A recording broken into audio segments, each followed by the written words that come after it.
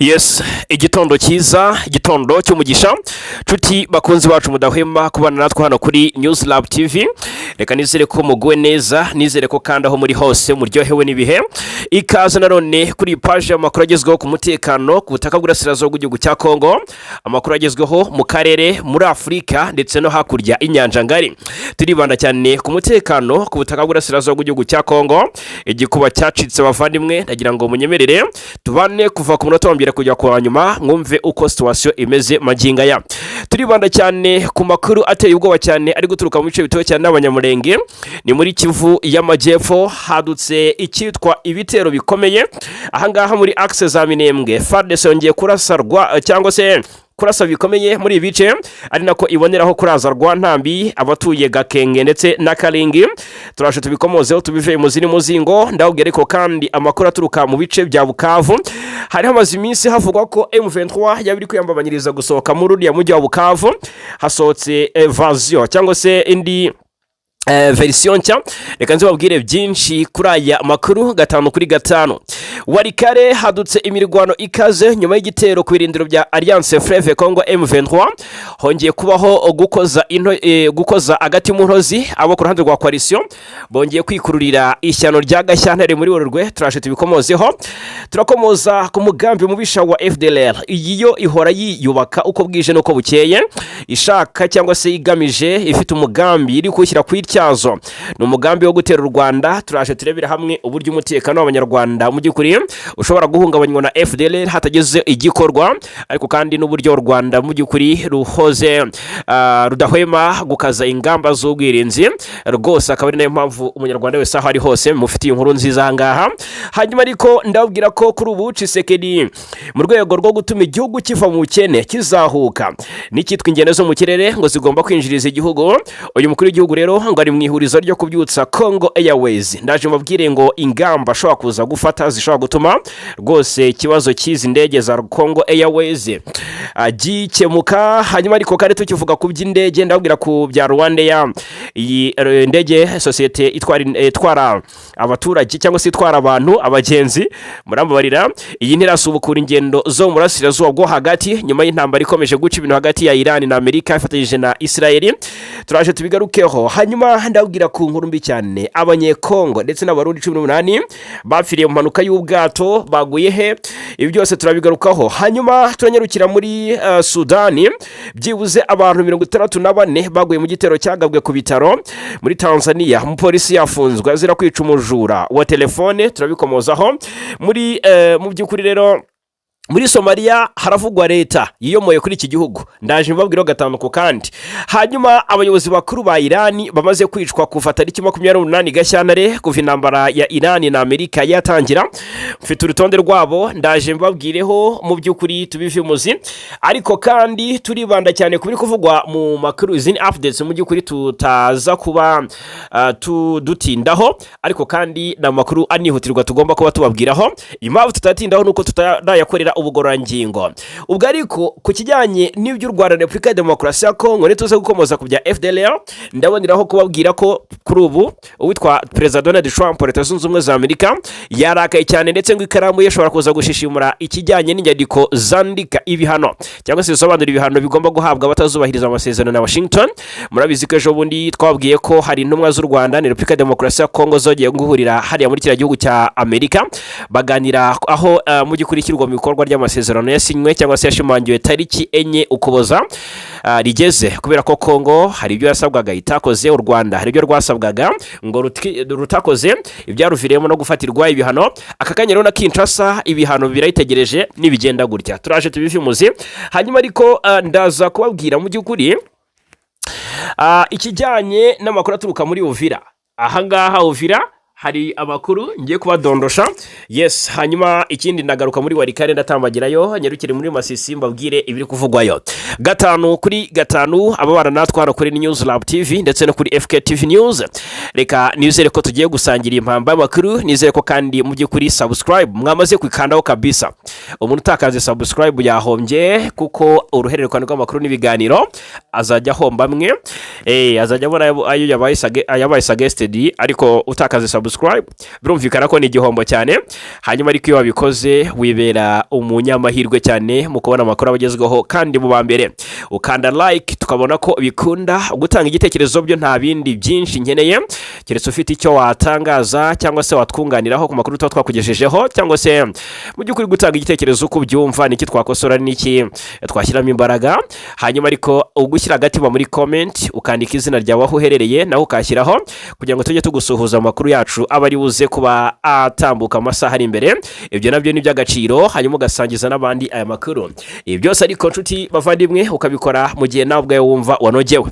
Nimunyemerere mbere muri access za Uvira nkudondoshe amakuru ntararambura, ariko yo mu by'ukuri ni amakuru akomeye cyane nagezweho. Aravuga ko kuva mu gitondo cyo ku munsi w'ejo M23 iri kugenzura ikirere cya Uvira ndetse n'abayobozi ngo abayobozi kuva saa 8 z'igicuku ku munsi w'ejo bavaga muri uyu mujyi berekeza i Bujumbura. Abo ku ruhande rwa coalition murabyibuka umujyi wa Bukavu ufatwa, niba mubyibuka neza twagiye twumva ngo Jean-Jacques Perusi wari guverineri wa Kivu y'Amajyepfo ku ruhande rwa coalition rwa guverinoma Kinshasa ngo yahunze yagiye Uvira. Murabyibuka cyane, ahungana n'abitwa ba Gasita Olivier, ahungana na ba General Masunzu Pacifique, ahungana n'abandi bayobozi batandukanye mu gisirikare cya Kongo.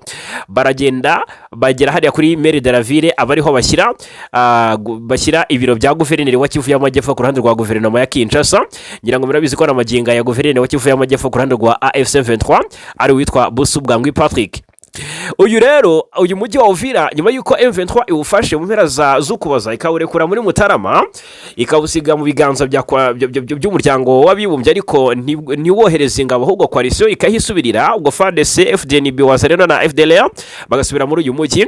Biravuga ko nibo bari kugenzura, ariko kubera ko M23 yatangiye mu by'ukuri kwirwanaho, yatangiye no kwivuna umwanzi, abo ku ruhande rwa guverinoma Kinshasa, ubwo ndavuga abayobozi batangiye gufanyamo bahunga.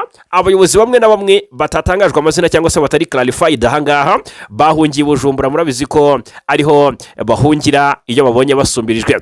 Guhunga rero kw'abayobozi muri Uvira bisobanuye iki? Ibi ariko bije nyuma y'iraswa ry'ibice M23 irimo mu bice bya Sange ahitwa Kabunambo. Murabizi ko coalition imaze iminsi hagaba ibitero, M23 ikaba yaratangiye kubyivuna ndetse ikaba yaratangiye gupanga imishinga yo kwisubiza umujyi wa Uvira.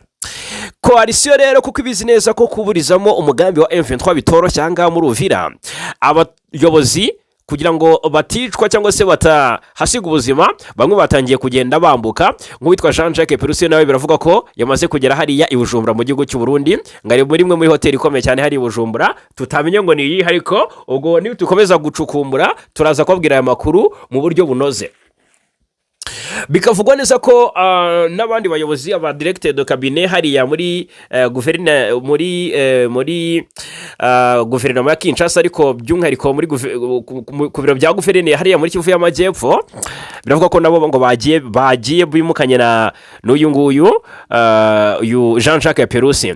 Andi makuru akavuga ko ngo M23 hari uburyo amaze kugota ibirindiro bya coalition, harimo n'abacancuro batagira ingano n'ababirigi bamaze iminsi bahisutse bari muri komine Kavimvira. Agace ntago ndi bukabwire kubera ko umutaramo yabwiye tuvuga uziga nyaboneka. Umutwe wa M23 watangiye kugotera mu bice byegera Bujumbura kugira ngo noneho no guhunga bizagorane.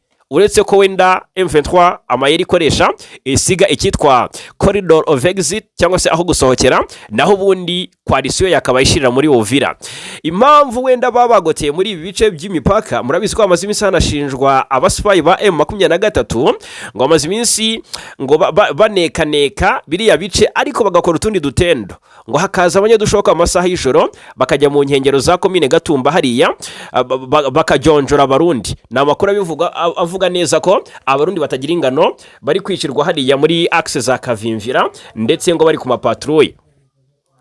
Ubwo rero bikavugwa ko abayobozi bo ku ruhande rwa guverinoma batangiye kugenda bimuka amasaha y'ijoro kuva ejo muri saa 8 rwose, amasaha yo kwa gatandatu saa 8 z'ijoro zo kwa gatandatu zishyira ku cyumweru bari watangiye guhunga berekeza Bujumbura.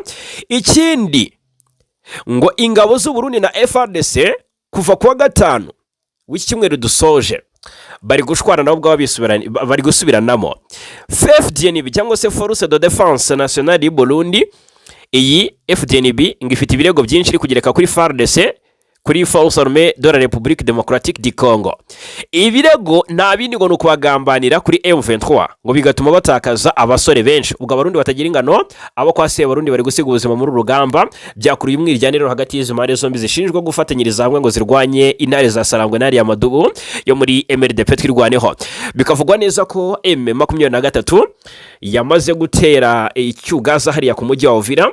Aka kanya igisigaye ni ifirimbi ya nyuma ya General Sultan Makenga, komanda mukuru wa M23.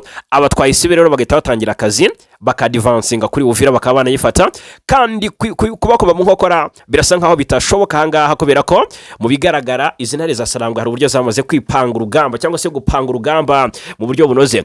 Muri Kivu y'Amajyepfo nago navayo nababwiye ku makuru y'ibitero bikomeje kugabwa ku baturage b'Abanyamulenge, nyaboneka basenga basengera mu Minembwe, mu bice bya Kalingi, mu bice bitandukanye hariya muri Kivu y'Amajyepfo ahitwa Gakenge.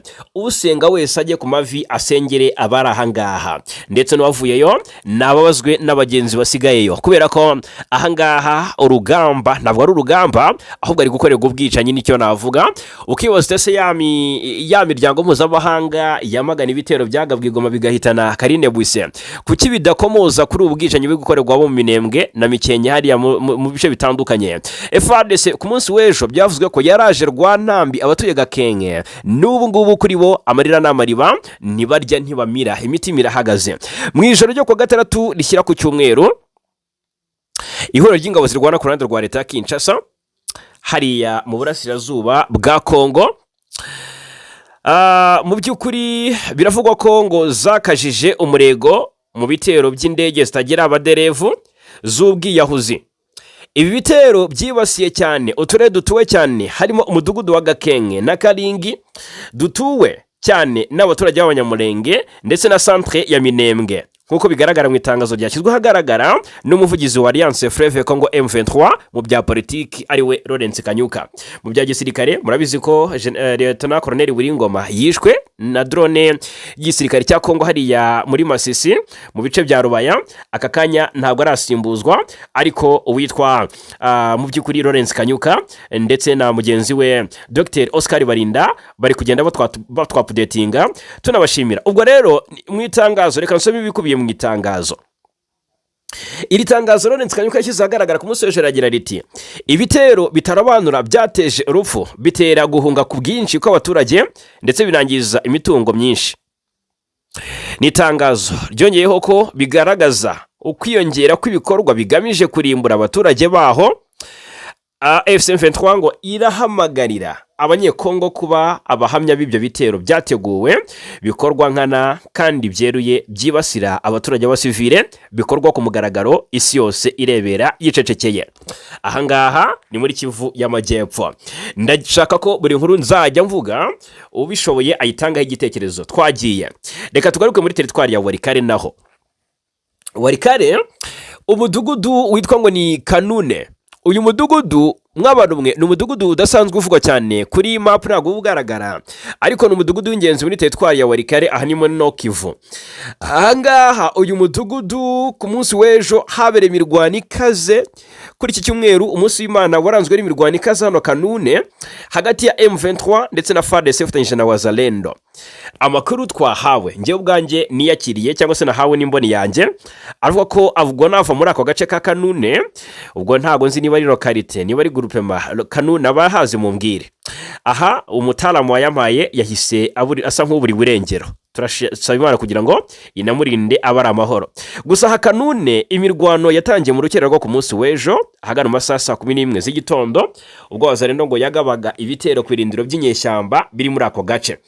Kuva icyo gihe mwabantu mwe ngo urusaku rw'imbunda abariyo bararwumvise, ngo humvikanye urusaku rw'imbunda ziremereye n'izoroheje rwumvikanye muri ako karere, bituma abaturage bagira ubwoba bwinshi barahunga. Abaturage ngo bafatiwe hagati bagumye mu ngo zabo bifungiranye.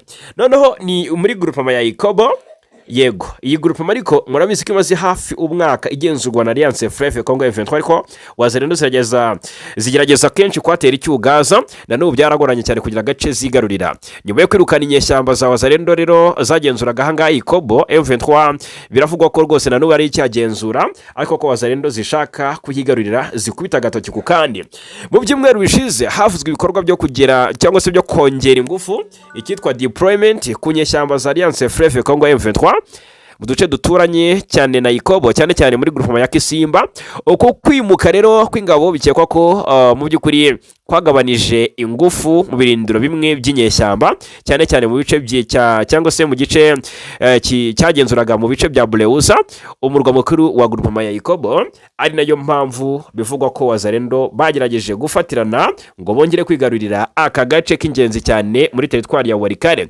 Aha Walikale nicyo twavuga, reka tugaruke nanone gato muri Kivu y'Amajyepfo muri axe za Bukavu. Aha ngahi Bukavu nta nubwo nindayo cyane agira ngo mbakurireho iki kinyoma cyakomeje kugenda gihwihwiswa na guverinoma Kinshasa dore ko mwanyanikiye muti nyaboneka bwana Fagika yino maratubwira niba M23 ko yerekuye uvira ariko ibigenje na Bukavu.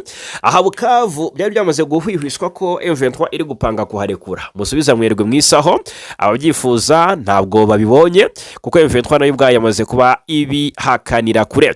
Ejo bundi byavuzwe ko M23 ishaka gusohoka mu mujyi wa Bukavu ngo mukubaha abahuza ariko reka mbwire ko umutwe wa Alliance Fleuve Congo nawo ubwawo wamaze kubeshyuza aya makuru ndetse n'ibintu bavuze ejo ni tariki 21 vuga ko ingabo zawo ziri mu mujyi wa Bukavu muri Kivu y'Amajyepfo kuva mu bidashoboka cyangwa se bitari hafi dore ko abaturage ba Bukavu bari barabujijwe amajya n'amaza umutekano n'ituze batangiye cyangwa se bamaze kumva kunyunguta ku cyanga cy'amahoro akakanya rero kubatererana ntabwo byoroshye ahubwo niyo mpamvu gufata imijyi nka Uvira nabyo bigiye kuba bikorwa mu gihe cyavuba.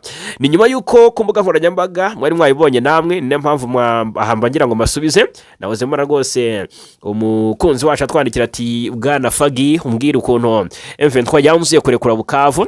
Ndagira mbwira ko nyuma yuko rero byari byahwishwe ku mbuga nkoranyambaga ariko kandi nabo ku ruhande rwa guverinoma Kinshasa basohoye itangazo none baryitirira M23 nuko ngo baragenda bararihimba bashyiraho ibirango bya M23 kariyo yashyize hanze iryo tangazo ko riri officiel. Noneho bavuga ko M23 ngo biciye mu muyobozi wungirije wa Alliance Fleuve Congo ushinzwe ibikorwa bya politiki demokarasi n'imiyoborere ngo Bertrand Bisimwa ngo riwe wari wemeje ko irihuriro ngo ryafashe icyemezo cyo kuva muri Bukavu kugira ngo amahoro arambye aboneke. Ese wakubazaho amahoro ari cyangwa se ataraboneka i Bukavu niho wazana? Aha ngaho ho waba uri kure uvuze ngo amahoro Bukavu ntayo. Umuvugizi wa Alliance Fleuve Congo rero Lawrence Kanyuka ejo yanyujije ku rubuga rwa X yazari Twitter amagambo cyangwa se itangazo risa n'iryamaganira kuri ibyandi byatangajwe n'aba babeshyi agaragaza ko rwose riri tangazo ari ikinyoma kandi ko ryahimbwe n'ubutegetsi bwa Kinshasa mu rwego rwo kwibagiza abantu igitero ingabo zago zagabye Goma tariki 11 Werurwe. Aha ngaha ndagira ngo bahunzi yobera babwire ko impamvu yatumye abo ku ruhande rwa guverinoma Kinshasa bagenda bagahimba riri tangazo bagashyiraho ibirango bya M23 n'ibindi bakabeshya kari rya Bertrand Bisimwa perezida wungirije wa M23 rwose ntabwo ari byo ahubwo bagira ngo bibagize abantu iby'iki gitero cyagabwe Igoma cyahitanye Karine Bwise umuyobozi wa UNICEF. Igitero igihugu cy'Ubufaransa gitangiye no gukoraho iperereza ngo kimenye ibyinshi nyuma y'iki gitero. Kanyuka yari nashimangiye ko nta binyoma bishobora gutuma iki gitero cyiciyemo Umufaransa kazi Karine Bwise wakoreraga ishami ry'umuryango w'abibumbye ryita ku bana UNICEF kibagirana. AFC M23 rero yafashe umujyi wa Bukavu muri Gashyantare umwaka ushize murabyibuka cyane. Aha ngaha rero kuba yawurekura ibyo rwose sinzi satani yaba yabateye nanjye naribonye amabere yikora ntose ndavuga nti ibi noneho byaba ari ibiki ko byaba bisubiye ibubisi. SM23 yabiri kugambanira abaturage bene aka kageni mu buhe buryo? Ibyo byose rero mu by'ukuri ndabona ko M23 yamaze kuba ibiterera ishoti ivuga iti ibi ntago ari ukuri ahubwo kuri guhari nuko abaturage batekanye kandi barinde umutekano ni ingabo ziharanira impinduramatwara hariya mu mujyi wa Bukavu. Ubwo reka tuve Bukavu naho tugaruka ku yandi makuru ari kuvugwa muri Repubulika Iharanira Demokarasi ya Kongo. Aha ngaha reka mite nkubitambangura mbabwire amakuru aturuka muri Ituri. Ingabo za Repubulika Demokarasi ya Kongo FARDC ahangaha muri Ituri ngo zikomeje ibikorwa byo guhiga bukware imitwe yitwaje intwaro ikorera muri iyi ntara. aho kuri iki cyumweru tariki 22 Werurwe ngo habonetse ububiko bushya, nawuzemo na video rwose icaracara, ububiko bushya bw'intwaro mu midugudu ndetse mu mudugudu witwa ngo ni Jingo. Uyu ni umudugudu uherereye muri sheferi ya Mambisa ni mu karere ka Jugu. Byongeye kandi umuvugizi w'ingabo muri Ituri yasabye abarwanyi bo mu mutwe witwa ngo ni CRP gushyira intwaro hasi, kwishyikiriza ubuyobozi, ngo niba ushaka amahoro ni ushyira intwaro hasi ushyikirize ubuyobozi bwa FARDC niba ushaka amahoro. Uyu mutwe ni umutwe washinzwe n'utwa Thomas Lubanga, umaze iminsi yasurana na FARDC hariya mu buryo budasanzwe. Akakanya rero FARDC irigamba ko yamaze mu by'ukuri kuba ibakubita hababaza, ndetse ko yamaze kuvumbura ububiko bw'intwaro bifashishaga bayirwanya. Yes, aha ni muri Turi, nta nubwo twatindayo, ahubwo ikindi twavuga reka turebere hamwe n'andi makuru ari kuvugwa muri ubu burasirazuba bwa Repubulika Iharanira Demokarasi ya Kongo. Ingabo za Repubulika Demokarasi ya Kongo, iyi ni raporo ishobora kuza gusohoka vuba, ndaza kubabwira uri kuyitegura, ariko ngo izi ngabo zikomeje gukusanya imbaraga no gutera inkunga imitwe yitwaje intwaro izwi nka Wazalendo ndetse n'umutwe wa FDLR. Iyi mitwe yombi FDLR na Wazalendo iri gukora igikorwa giteye impungenge cyo kwinjiza abarwanyi benshi, ngo harimo n'abana bato. Ahangaha na sensuri nyandavuga ni se ejo bundi Amerika yatangaje ko iki giye gukora ari ugukongera gusubukura ubufatanye bwayo na FARDC. Murabizi ko igisirikare cya Amerika cyatangaga imyitozo ku gisirikare cya Repubulika Demokarasi ya Kongo kuva muri 2010. Iyi nkunga cyangwa se ubufasha bwabayeho buhagaze bite nuko FARDC yashinjwaga gukoresha abana mu gisirikare, ariko noneho nyuma y'iyo myaka yose ngo barebye basanga ntibigikorwa, hari uburyo aya mategeko asigaye yubahirizwa. Baravuga bati reka dusubukure ubufasha, tubafashe mwongere mwiyubake mugire igisirikare gikomeye tubigizemo uruhare. Ahangaha nkibaza Amerika iraza guhita ikansoringi support yaherezaga cyangwa se yarigiye gusubukura kuri FARDC. Nicyo nibaza, kuko ahangaha amakuru aragaragaza ko FARDC murabizi ko ariyo ifasha Wazalendo na FDLR. FDLR na Wazalendo aka kanya ziri gushinjwa kwinjiza abana benshi mu gisirikare. Ubwo rero bikavugwa neza ko ari ibintu biteye ubwoba cyane, ndetse bakaba ari abana bato batujuje imyaka, bikaba binyuranyije n'amategeko y'igihugu ndetse n'amahanga arengera abana mu bihe by'intambara, ko kwifashisha cyane imitwe ya Wazalendo na FDLR ibyongera ku kwinjiza abana mu gisirikare, bikahita biba gatogo cyangwa se bikagenda bikazamba cyane, bikagaragaza ingamba z'igihe gito cyangwa se ingamba z'igihe gito zifite ingaruka zikomeye, nubwo bishobora gutanga inyungu za gisirikare byihuse ubwo ni iby'ako kanya, ariko bishobora guteza ibibazo bikomeye mu kugarura amahoro arambye mu burasirazuba bwa Kongo. Iyo Amerika rero nayo sinzi ko yabikomeje gutanga ubufasha ku mutwe ku ngabo zifite icyasha nk'iki ngiki, zirengagiza nkana amategeko nazo ubwazo zigomba kuba zubahiriza. Yego, hanyuma ikindi twavuga ubwo tukivuga ku bijyanye na Repubulika Demokarasi ya Kongo, ahangaha mbafitiye bimwe mu bikwibazwa cyangwa se gisa nk'icyegeranyo. Murabizi ko Kinshasa na Kigali bamaze iminsi basinya amasezerano y'amahoro, ndetse buri ruhande hari ibyo rusabwa gukora, urundi rusabwa gukora ibindi. Birumvikana ko Kinshasa gusenya FDLR nibyo isabwa, kandi bikaza ku isonga mbere gukuraho ingamba z'ubwirinzi zashyizwe ku mipaka y'u Rwanda. U Rwanda nicyo rusabwa. Amerika yigiza nkana igashinja u Rwanda kurenga ku byo yemeye, ndetse ikarufatira ibihano mu buryo bumwe cyangwa ubundi.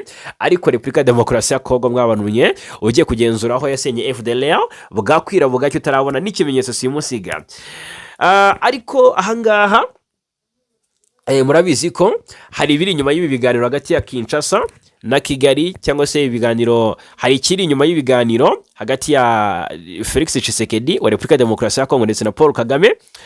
Hari ikiri inyuma y'ibiganiro hagati y'izi ntumwa za Perezida Kagame ndetse n'intumwa za Felix Tshisekedi i Washington. Nubwo hagiye hatangazwa imyanzuro, ariko ngo hari ibyirengagijwe cyangwa se hari ibyashyizwe inyuma bitigeze bitangazwa ariko bikomeye. Ahangaha rero turabifite, kuko abahagarariye Kinshasa na Kigali bahuriye mu murwa mukuru wa Leta Zunze Ubumwe za Amerika hariya Washington, aho bemeranyije kuri gahunda isobanutse y'igihe, icyo nakwita nka chronograme yo gukuraho ingabo z'u Rwanda ku butaka bwa Kongo. Iki kikitwa gukuraho ingamba z'ubwirinzi kuri bamwe, no kurandura umutwe wa FDLR ku rundi ruhande. Ubwo n'ubuyobozi bwa Kinshasa bubisabwa. Noneho ubuyobozi bwa Donald Trump bwatangaje ko ngo bushobora gufata ibihano bishya ku ruhande urwo ari rwo rwose rutazubahiriza ayo masezerano. ibyo ngibyo biravugwa ko ubwo leta zunze ubumwe za Amerika gufatira ibihano ku ruhande urwo ari rwo rwose. Murabizi ko u Rwanda batangiye kurufatira ibihano abayobozi bane barimo General Mubaraka Muganga, umugaba mukuru w'ingabo z'u Rwanda, General Vincent Nyakarundi, General Ruki Karusisi n'abandi bayobozi, ariko na RDF nyirizina nk'urwego nyirizina. Ahangaha ukibaze se Kinshasa yahanwe iki, yasabwe iki, yabajijwe iki mu byisabwa, yakoze iki se mu byo yasabwaga? Iki rero kikaba ikibazo, bigatuma benshi bibaza batese leta zunze ubumwe za Amerika ntizaba zifite aho zibogamiye kandi akaba ari uruhande rwigaragaza, ariko ugasanga n'ubundi u Rwanda ntabwo rufite umwanya wo kwirirwa rubigarukaho cyane. Ahangaha uribaza utese Washington bazifate FDL rushyire ku mutima, ubundi tujyane n'iki kibazo n'igisubizo cyacyo. Ukibaza se Washington izafatira ibihano Kinshasa nk'uko yabigenje kuri Kigali? Icyo ngicyo ugahita wibaza, ariko wajya kukisubiza ukabanza ukavuga uziga, cyangwa se ukakisubiza uziga mu buryo bumwe cyangwa ubundi.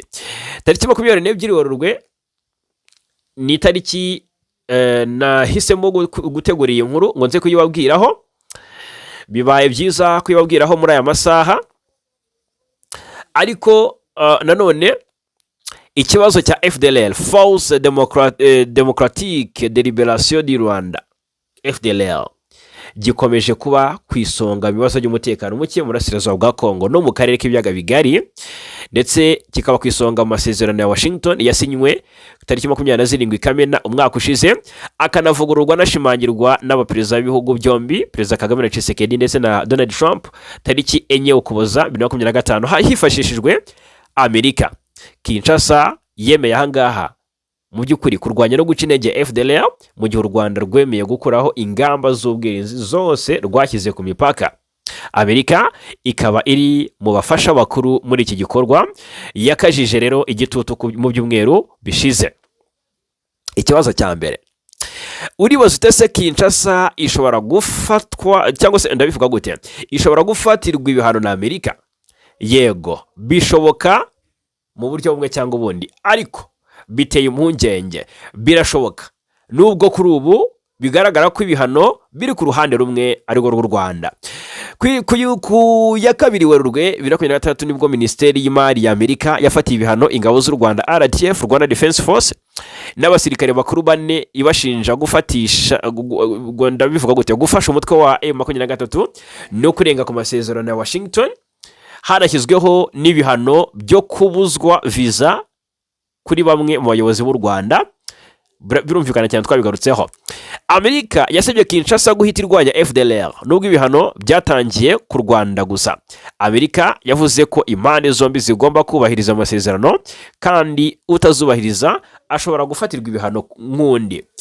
Ku ya 18 Werurwe uyu mwaka, nyuma y'inama yabereye Washington, hemejwe gushyiraho gahunda isobanutse y'ikorwa chronogramme u Rwanda rukagenda rukuraho ingabo mu duce twagenwe. Noneho Kongo yo ikongera imbaraga mu kurwanya FDLR mu gihe cyagenwe no kurinda abasivile no kubaha ubusugire bw'igihugu. Ukibaza se Kongo izasenya FDLR? Umugani w'umunyarwanda ati utikura kuyuneye ngo uratabarana, cyangwa se ngo urakora ibi ngibi bisa nk'ibigoye.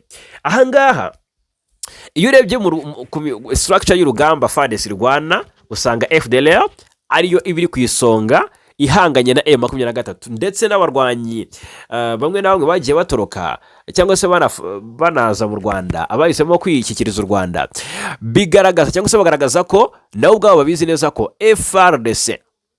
FARDC nta gabo zirimo, ko FDLR ariyo shyiga ry'inyuma, inkingi ya mwamba muri urugamba bahanganyemo n'umutwe wa M23. Ubundi ugeze muri presidence usanga FDLR zirinze, wagera ejo bundi ngo mitarafatwa wasangaga aribo barinda ikibuga cy'indege cyane.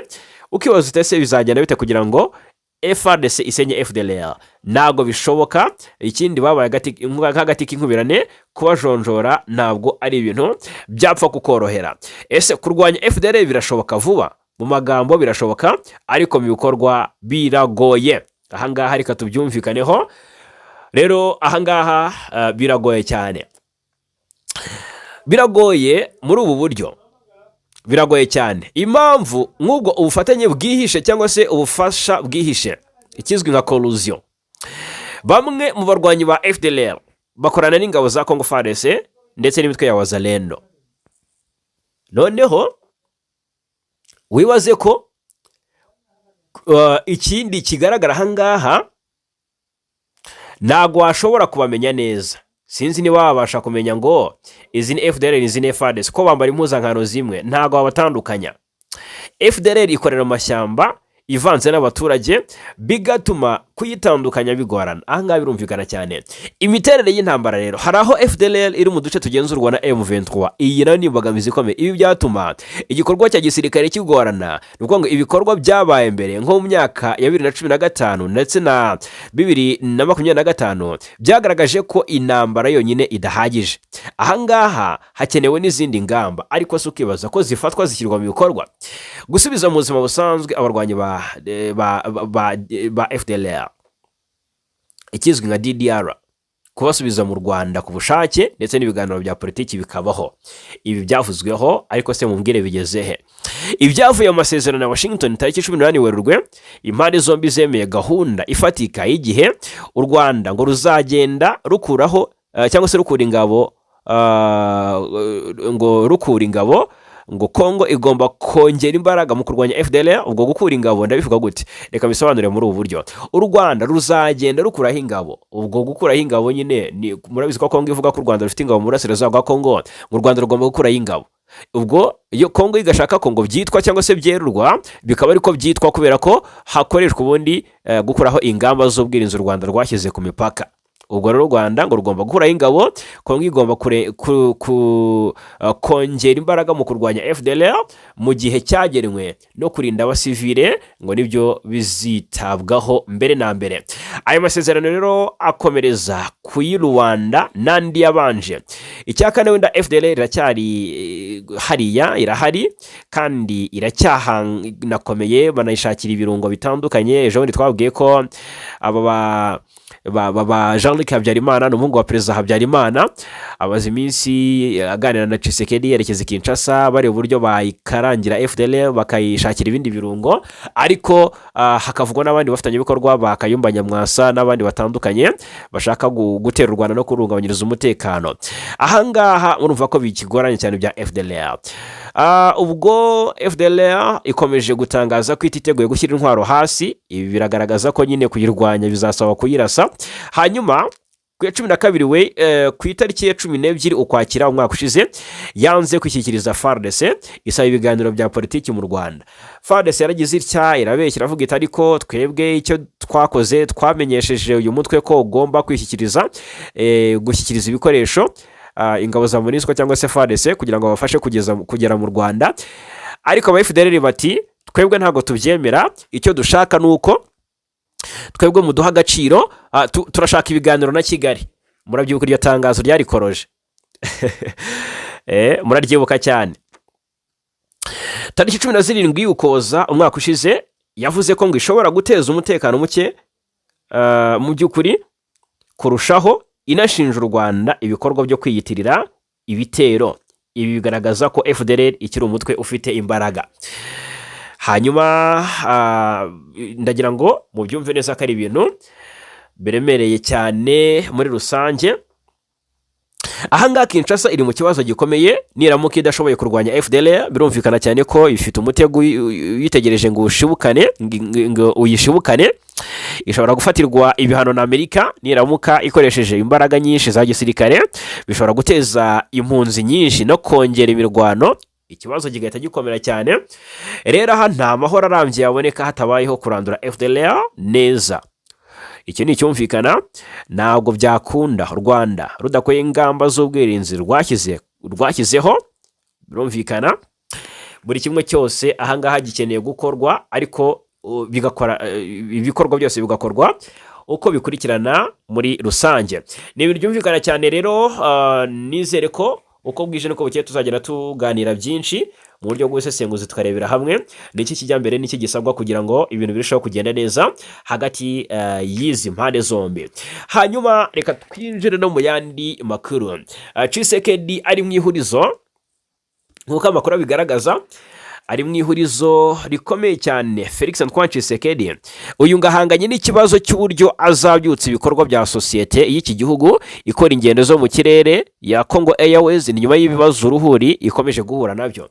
Congo Airways ni sosiyete yashinzwe mu 2015 itangirana indege enye ariko kuri ubu nta nimwe isigaye uretse izo ikodesha.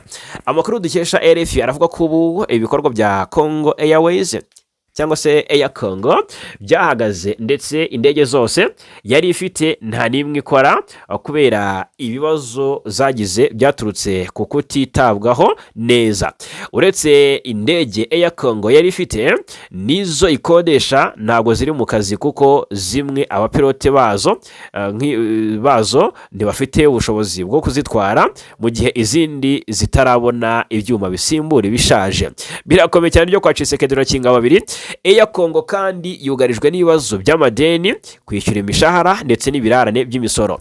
Amakuru yizewe arashimangira ko Perezida Tshisekedi mu mpera z'iki cyumweru yavuze ko kuba Air Congo idakora biteza igihombo gikomeye ku gihugu kagomba kukivugutira umuti.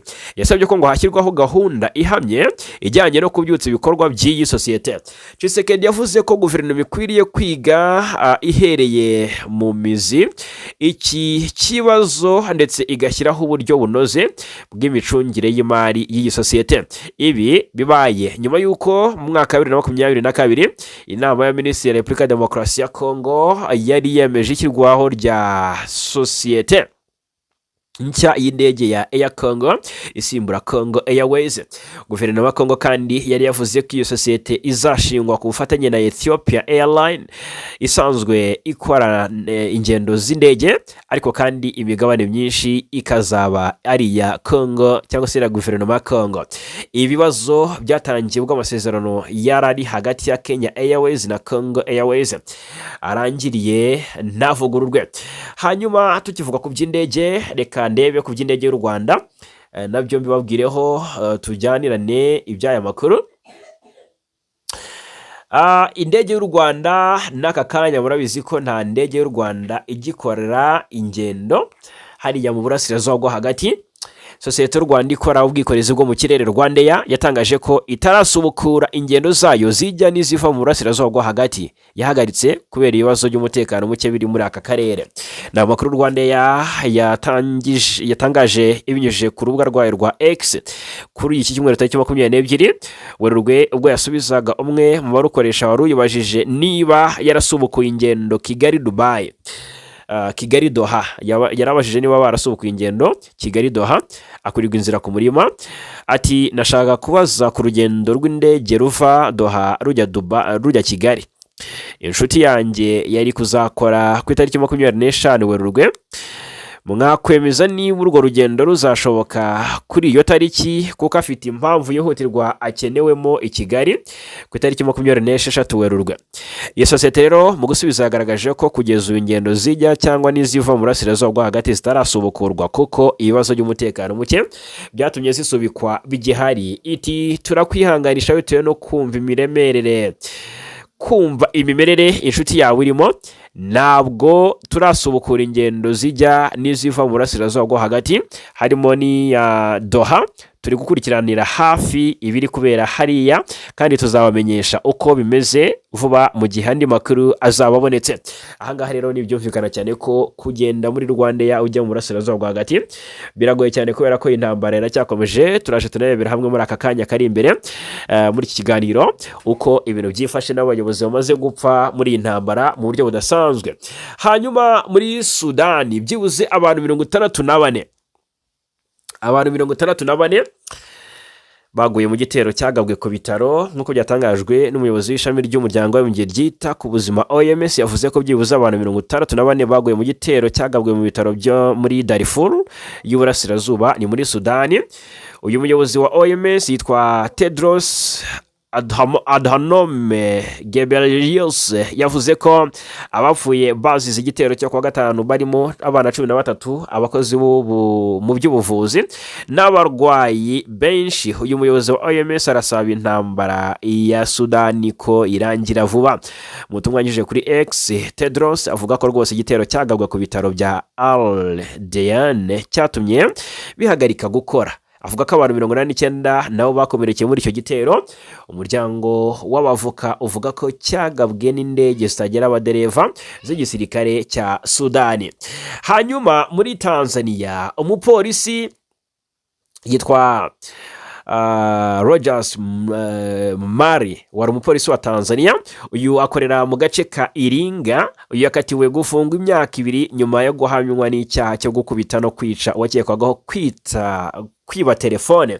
Amakuru dukesha The Citizen avuga ko icyaha cyo kwica Rogers Mari yahamijwe yagize mu Kuboza umwaka wa 2024 nyuma yo gukubita no kwica umusore witwaga Nashori Kiyewo ku itariki 14 Ukuboza umwaka wa 2024 nibwo uyu mugabo wakoreraga kuri station ya police ya Ipologo yakiriye amakuru ko Kiyewo yibye telefone nyuma yo gutabwa muri yombi Rogers Mari ngo yakubise uyu musore bikabije ndetse biviramo ibikomere. Nyuma Kiyewo yasanzwe yataye ubwenge ndetse aza gupfa ubwo yari yagejejwe ku bitaro bya Iringa. Hanyuma tuve muri Afurika ariko mbanje kubabwira ko kuri ubu leta ya South West muri Somalia yatangaje ko yomoye ku butegetsi bwa Somalia nyuma yo kuyishinja kwivanga mu miyoborere yayo. Abayobozi b'iyi leta babitangaje mu kiganiro n'itangazamakuru ku 17 Werurwe nyuma yo gushinja leta ya Somalia uruhare mu gutiza umurindi imitwe twaje intwaro ihungabanya umutekano w'igihugu. Leta ya Somalia inashinjwa kugerageza guhirika President Abdiaziz Hassan Mohamed Laftagaren uyobora leta ya South West kuva mu Kuboza mwaka wa 2018. Mu kiganiro Shabelle Media yagiranye n'abayobozi ba South West bavuze ko nyuma y'ibiganiro byinshi bya Mogadishu nta musaruro byatanze bityo ko biyomoye kuri leta kugeza igihe izaba yubahiriza itegeko nshinga. Tuve muri Somalia twerekeza hakurya y'inyanja ngari babwire ko aka kanya intambara ya Israel na Amerika ndetse bahanganyemo na Irani irakomeje. Ni intambara muri amakuru ngiye kubabwira uko byagendekeye Irani kuva tariki 28 Gashyantare besurana ku buryo bukomeye kuva ku rufu rwa Ayatollah Ali Khamenei. Hari n'abandi banyacyubahiro bakomeye bagiye basiga ubuzima muri intambara. Kuva ku bayobozi ba Basij umutwe witwara gisirikare ukorera mu gisirikare cya Irani kugeza ku muyobozi w'ikirenga, bamwe mu bantu bari bakomeye muri Repubulika ya Islam ya Irani bamaze kwishurwa mu bitero bya Leta Zunze Ubumwe za Amerika byibasiye Irani mu mezi 9 ashize. Ndabazanya ahangaha nk'uko raporo zishingiye ku makuru yemejwe zivuga, umubare wabo bayobozi bakuru ba Irani bamaze kwicwa ugera nibura kuri 70, ariko turebera hamwe muri amakuru abamaze kwicwa kuva intambara yeruye yatangira mu mpera z'ukwezi gushize twifashishije inkuru ya Ero News. Tariki 28 Gashyantare Amerika na Israel byagabye igitero ku nyubako y'umuyobozi w'ikirenga. Umunsi wa mbere w'igitero uwo munsi hapfuye Ali Khamenei umuyobozi w'ikirenga wa Repubulika ya Islam ya Irani, Ali Shamkhani umujyanama mukuru mu by'umutekano w'umuyobozi w'ikirenga, Mohammed Pakpul umugaba mukuru w'ingabo za IRGC, witwa ngo ni Abdullahim Musavi umugaba w'ingabo zirwanira ku butaka, Aziz Nasirzadeh minisitiri w'ingabo, Hossein Jabal Amelian umuyobozi w'umuryango ushinzwe guhanga udushya ndetse n'ubushakashatsi mu bya gisirikare, Reza Mozaffar Nia ni umuyobozi ushinzwe udushya n'ubushakashatsi mu bya gisirikare muri Minisiteri y'Ingabo. Tariki 2 Werurwe 2023 Amerika na Israel byagabye ikindi gitero karabutaka ku bigo zitangirwamo amabwiriza ya gisirikare. Uwo munsi rero hapfuye Saleh Assad, umuyobozi w'ubutasi. Icyicaro gikuru cya Katam al-Anbiya, Mohammed Shirazi, umuyobozi w'ibiro bya gisirikare by'umuyobozi w'ikirenga, Mohsen Dalegbagi, umuyobozi wungirije ushinzwe ibikoresho no gutera inkunga ingabo,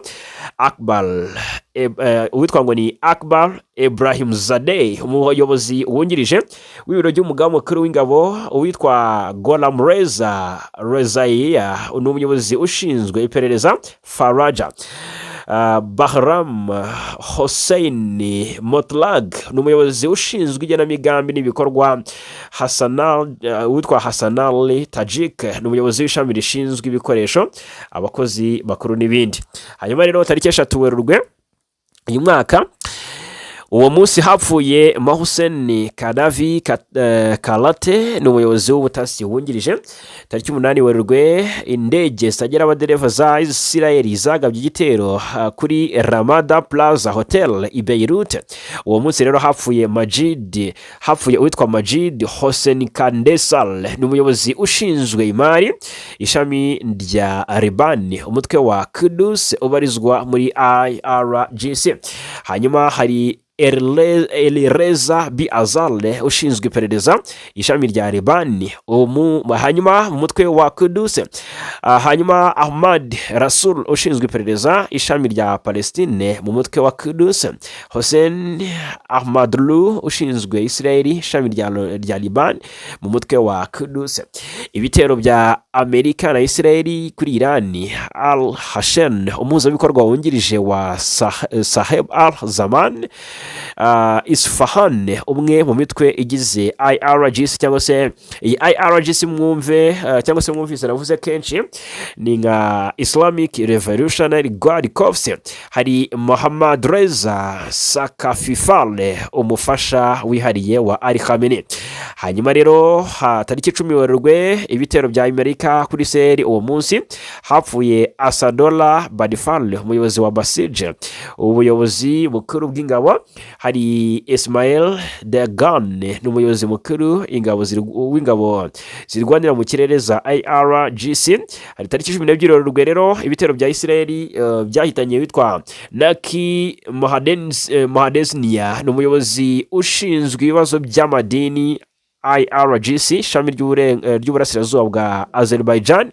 Hari Davud Al-Zadeh, umuyobozi w'ishami rya Liban, mu mutwe w'Abakudus. Abuzal Mohamed, umuyobozi ushinzwe ibikorwa bya misile bifitanye isano na Hezbollah.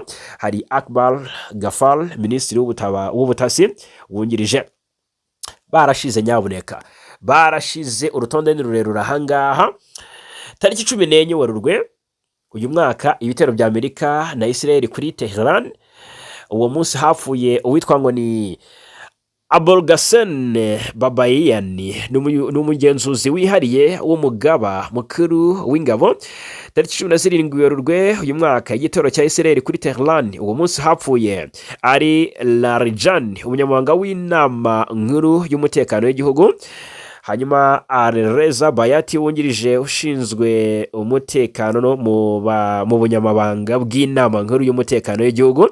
Hanyuma hari na Gholam Reza Suleiman ni umuyobozi wa Basij. Hanyuma tariki 18 Werurwe uwo munsi hapfuye Ismail Katib ni minisitiri w'ubutasi. Tariki 20 Werurwe uwo munsi hapfuye Ismail Ahmadi, umuyobozi w'umutwe wa Basij. Al Mohamed Nayen umuvugizi akaba n'umuyobozi wungirije ushinzwe imibanire n'abaturage muri IRGC. Mehdi Rostan Shomastan ni umuyobozi mukuru muri minisiteri y'ubutasi. Yes, ngaye nguko rero reka mbashimire cyane kuba natwe muri amakuru yo muri iki gitondo cyiza cy'umugisha cyo kuri uyu wa mbere tariki 23 Werurwe 2026.